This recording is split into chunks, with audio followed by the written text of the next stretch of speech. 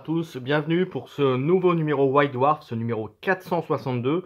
Donc voici la couverture, mais en fait la vraie couverture c'est celle-là. C'est celle où vous voyez qu'il y a plein de choses dedans.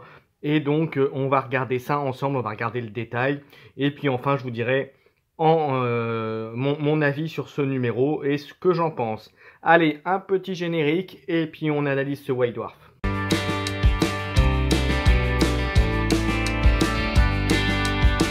Voir ce que contient ce numéro 462, donc du mois de mars. Alors, on peut voir déjà que il y a le magazine, puis des petits cadeaux en plus. Et vous allez voir, c'est quand même, ils se sont pas foutus de nous pour le coup, puisque vous avez déjà tout ça en jeu de PC, donc sur Steam, qui sont accessibles. Donc derrière ce feuillet, il y a un code pour récupérer tous les jeux que vous voyez là. Donc vous voyez, ça fait 12 titres. Vermintide, Warhammer Quest, le 1 et le 2, Talisman, Space Marine, Armageddon, Dawn of War, Warhammer Online, Titanicus Dominus, Space Wolf, Sanctus Reach, Total Warhammer, voilà. Donc vous avez de quoi faire et de quoi vous occuper en cette période où en confinement ou pas, vous avez de quoi faire. Donc vous voyez quand même 12 titres gratuitement offerts juste pour l'achat de ce White Dwarf. Donc déjà rien que ça vaut le coup. Ensuite, si vous êtes fan de Warhammer 40 000, et ben écoutez, vous avez le Chapter Approve, l'inventorium de 2021 des points de voilà, les points d'armée.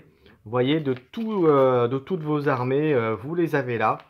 Voilà, les Chaos Knight, on passe bien sûr, Institut Codes, l'Imperial Knight, et je crois que vous avez voilà les Necrons, les Orques, donc vous avez le taux, les Tyrannides divers, vous avez voilà, vous avez le petit Chapter Approve gratuitement, donc c'est plutôt très fort. Voilà, vous avez largement de quoi faire. Ensuite, on va passer à l'analyse du White Dwarf en lui-même. Alors, je vous montre, hop, on va le mettre ça pour que vous puissiez voir. Allez, on est parti. Alors, comme toutes les fois, alors attendez, je vais recentrer un peu tout ça.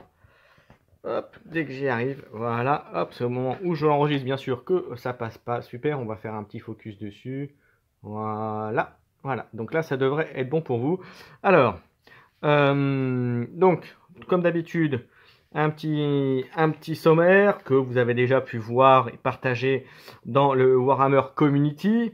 Donc, il y a pas mal de choses. Et je vous propose tout de suite de rentrer dans le vif du sujet. Comme d'habitude, des belles figurines, des belles peintures. Avec des commentaires, un peu des figurines Blood Bowl, du AOS avec les Stormcast. Stormcast ici, du Space Marine. Ensuite, des jolis Necrons. Bon, je vais assez vite sur cette partie-là. Comme beaucoup de numéros, ça continue par les mondes de Warhammer. Donc avec un peu d'historique. Voilà, sur les Space Wolf. Voilà, on passe aux Eldar. Vous voyez? Voilà, hop. Le choix des armes, Eldar. Enfin, pas que Eldar d'ailleurs. Là, vous avez les Sons of Medusa, donc un chapitre Space Marine. Là, des Necrons avec la dynamite Toc. L'ordre du suaire d'argent, on continue. Donc ça, si j'ai bonne mémoire, c'est quelque chose qui avait été déjà abordé dans le précédent numéro. Ensuite, la WAG, le Goff. On continue. Ensuite, on continue la poudrière. La zone de guerre Charadon qui continue avec bien sûr du fluff, des explicatifs là sur les systèmes. Donc je vous laisserai lire tout ça bien entendu. Voilà. Une petite nouvelle fort intéressante. Je vous invite fortement à la lire. Elle est plutôt pas mal. J'ai commencé, j'ai pas fini j'avoue, mais elle est plutôt pas mal. Elle était plutôt sympa. Des nouveaux péripéties de Charadon, des nouveaux théâtres de guerre, donc avec des plaines, des créatures, des choses à rajouter. Donc vous voyez, le rouet de Fatuo, la colère de l'empereur. Donc vous voyez, plein de zones de guerre supplémentaires, traits de bataille de Charadon. Donc c'est plutôt sympa. Alors pour ceux qui aiment le Kill Team, sachez que dès que j'ai un peu de temps, j'essaierai d'adapter les poudrières en application, enfin en équivalent Kill Team, pardon, pour que vous puissiez les jouer aussi en format Kill Team. Voilà, et je commencerai par la poudrière précédente. Voilà, je ferai un global dessus pour que vous puissiez vous en servir. Ensuite, on continue avec le chapitre Exorciste. Donc là, vous voyez, pareil, ça commence par du fluff. Donc je vais assez vite, hein, puisque après, le schéma de couleur des exorcistes, les suppléments de codec, donc si vous voulez les jouer avec les traits, avec les reliques, traits de seigneur de guerre, stratagème, donc toujours pour 40 000. Ensuite, ben voilà, les démons intérieurs. Voilà, on vous explique le schéma, les couleurs, les différents éléments du chapitre. Voilà. On continue, voyez, voilà, si vous voulez les peindre, vous avez tout le descriptif là-dessus. Donc c'est quand même plutôt bien. Avec, donc dans cette partie tâche de peinture. Les échos du warp. Donc là, toujours pareil. Là, vous verrez, vous lirez. Ensuite, on parle des Eldar avec le vaisseau monde Bieltan. Voilà, pareil. Comment les peindre aux couleurs de ce monde-là. Voilà, avec des belles figurines qui sont peintes, des belles unités. Voilà. On continue, donc là vous verrez. Hein. Ensuite, on passe à du Warhammer AOS. Donc là, voilà, Cannibal des montagnes maudites, avec donc les ghouls, les fameuses ghouls, les morts vivants. Voilà, avec des poudrières royaume brisé, pareil. Voilà, avec des règles. Une petite nouvelle qui est sympa. Alors là, pour le coup, j'ai juste vu le début, donc je peux pas vous en dire plus, mais ça a l'air sympathique. Si c'est du même acabit que le précédent numéro, ça peut être pas mal. Une guerre de chair et d'os, donc entre les morts vivants et les Ossiarches. Voilà, donc deux factions de morts vivants.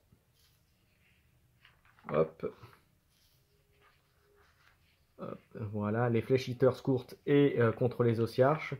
Donc voilà, ça peut être... voilà, c'est un petit rapport de bataille là, manifestement. Voilà, un petit rapport de bataille, voilà, que vous lirez. Voilà, si on aime bien sûr le jeu, hein, et ça peut toujours être utile de le lire. Voilà, donc on passe, rapport de bataille, règles d'engagement, voilà, des petits trucs, voilà. Ensuite, on passe à la sortie de Uriel Ventris. En fait, voilà, avec les différents, on explique les différents volumes qui sont sortis. Voilà, Uriel Ventris qui est un héros ultramarine, mis en avant par Graham McNeill. Donc je vous invite à lire les romans qui sont plutôt pas mal.